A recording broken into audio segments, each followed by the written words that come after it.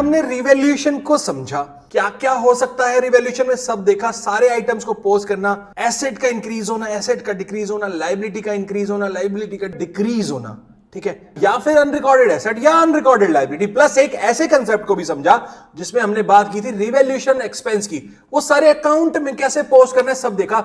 और हमने बात की थी कि हम नेक्स्ट क्लास में देखेंगे जर्नल एंट्री को। आज मैं एक ऐसी तरीका लेके आया हूं आप लोगों के लिए जिससे जर्नल एंट्री आपके लिए रिवैल्यूएशन की बहुत इजी हो जाएगी।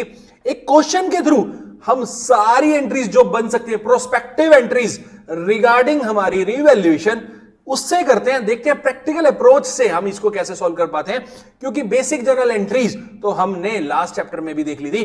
तो आज हम करते हैं इसको क्वेश्चन से, ठीक है। तो इसलिए मैंने इसको नाम दिया most important question to understand revaluation, ठीक है। सोल्व्ड क्वेश्चन है, सामने आपके सामने आंसर है, बट हम डिस्कस करेंगे वन ऑन वन कुछ 10 एंट्रीज को, और मैं गारंटी देता हूं आपको आएगा मजा बहुत ज्यादा। तो चलिए पहले एंट्री की बात करते हैं। Stock is under valued bye 10%, book value 54,000। इसका मतलब कह रहा है कि जो मेरी स्टॉक की बुक वैल्यू यानी बुक बैलेंस शीट में जो वैल्यू दे रखी है 54,000, वो अंडर वैल्यूड है 10% से। इसका मतलब कम है 10% से। जो बुक में वैल्यू है मतलब वो 90% है, तो हमें उसको 100 पे लेके आना पड़ेगा। तो हम उसको 100 पे लाएंगे तो कैसे लाएंगे, 54,000 डिवाइडेड बाय 90 इंटू 100, तो हमारी एक्चुअल वैल्यू यानी ट्रू वैल्यू यानी आज की मार्केट वैल्यू बन जाती है 60,000 रुपीज। इसका मतलब ये इंक्रीज कितने से हो रहा है, 6,000 रुपीज से। और एसेट इंक्रीज होता है तो एंट्री क्या होती है, stock account debit to revaluation account 6,000 rupees. यहां तक आपको कोई प्रॉब्लम नहीं हुई होगी। चलिए बात करते हैं नेक्स्ट एंट्री की। कह रहे stock is over valued bye 10%। इस बार स्टॉक ओवर वैल्यू है 10% से। जो बुक वैल्यू 66,000 रुपीज है वो जो है वो मार्केट के अकॉर्डिंग 110% है। इसका मतलब उसको हमें वापस 100 पे लाना पड़ेगा। तो वापस 100 पे लाने के लिए हमने क्या किया, 66,000 डिवाइडेड बाय 110 इंटू 100, तो आगे वैल्यू 60,000 रुपीज की। यानी ये जो डिक्रीज हो रहा है 6,000 का, और स्टॉक डिक्रीज होता है तो revaluation account debit to stock account हो जाएगी मेरी जनरल एंट्री। यहां तक कोई प्रॉब्लम नहीं सर, यहां तक कोई प्रॉब्लम नहीं है। बात करते हैं थर्ड एंट्री की। कह रहे value of land and building is to be increased to, the word is to, मैंने इसलिए इसको सर्कल किया हुआ है, word is to.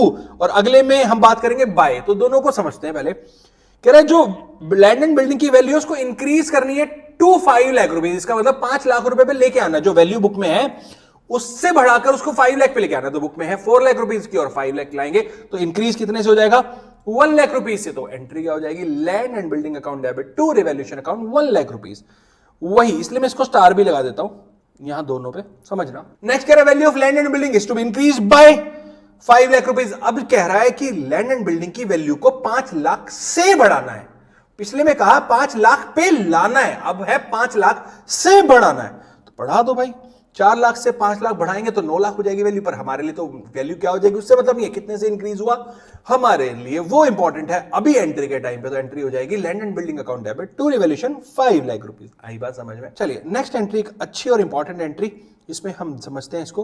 Creditor whose due 40,000 rupees was return of as bad debt last year. Last year हमने उसको bad debt कर दिया था, paid 30,000 rupees in full settlement. उसने अब हमें 30,000 रुपीज फुल सेटलमेंट में दे दिए, यानी 40,000 के 30,000 आगे। तो पहली एंट्री तो बैंक में रिसीव करेंगे, तो bank account debit to bad debt recovered account, first entry तो ये हो जाएगी। पर सेकंड इस पे सर रिवैल्यूएशन का क्या इंपैक्ट आएगा, तो इसलिए हमें एक एंट्री और करनी पड़ेगी, वो हो जाएगी bad debt recovered account debit to revaluation account 30,000 rupees से। आई बात समझ में।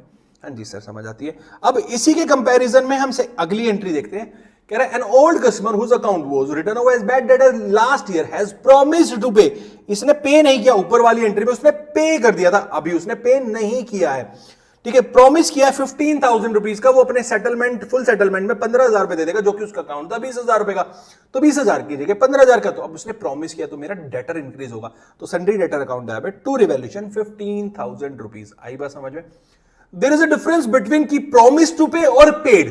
पेड है तो 2 एंट्री कर देंगे, प्रॉमिस है तो सिंगल एंट्री डेटर को इंक्रीज कर देंगे। आई बात समझ में जी सर। चलिए कह रहा है liability for claim included in creditors of 20,000 rupees is settled at 60,000 rupees. देखो मेरी एक लायबिलिटी थी क्लेम की जो क्रेडिटर्स में इंक्लूड थी 20,000 पे, उसको हमने सेटल कर दिया 16,000 रुपए देके। तो बेटा हमारा तो लायबिलिटी कम हुआ ना, तो सिंगल एंट्री में हम कंपाउंड एंट्री पास कर देते, क्रेडिटर्स अकाउंट डेबिट लायबिलिटी गई टू बैंक, पेमेंट कितनी गई 16,000 रुपीज, टू रिवैल्यूएशन हमारा रिवैल्यूएशन बेनिफिट कितना है 4,000 रुपीज का। तो एंट्री हो गई हमारी credited to bank to revaluation.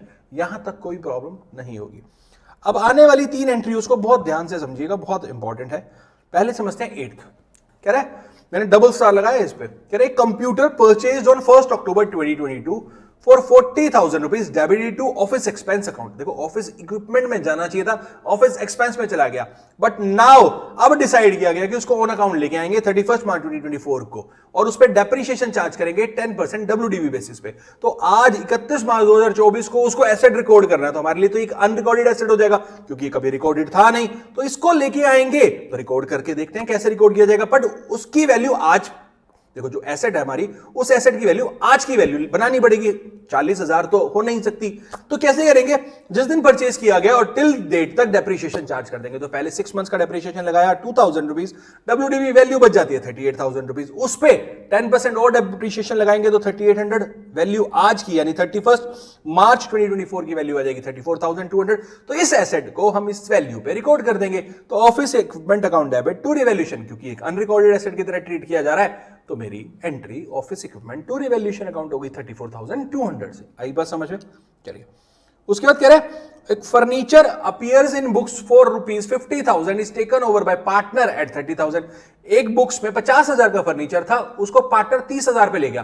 तो बेटा दो एंट्री पास करनी पड़ेगी। पहले तो रिवैल्यूएशन, फर्नीचर का रिवैल्यूएशन किया जाएगा, 50 से उसको 30 पे लाएंगे, तो रिवैल्यूएशन टू फर्नीचर, क्योंकि एसेट डिक्रीज हुआ है 20,000 से। नाउ उस 30,000 की वैल्यू का जो फर्नीचर अब हमारे पास है वो पार्टनर लेके जा रहा है, तो एंट्री हो जाएगी partners capital account debit to furniture 30,000 rupees. Simple. आइए 10th एंट्री को समझते हैं, और इंपॉर्टेंट मार्क किया फिर से मैंने, कह रहा expenses on revaluation amounted to ₹15,000 out of which 10,000 are paid by partner and balance paid by firm. देखो यहां पे कुछ मेंशन नहीं है कि बियर किसको करना है, तो it is always assume that the total expense will be borne by firm, ठीक है। बट फर्म के बिहाफ पे अगर पार्टनर ने पे कर दिया तो हमें उसको पे करना पड़ेगा।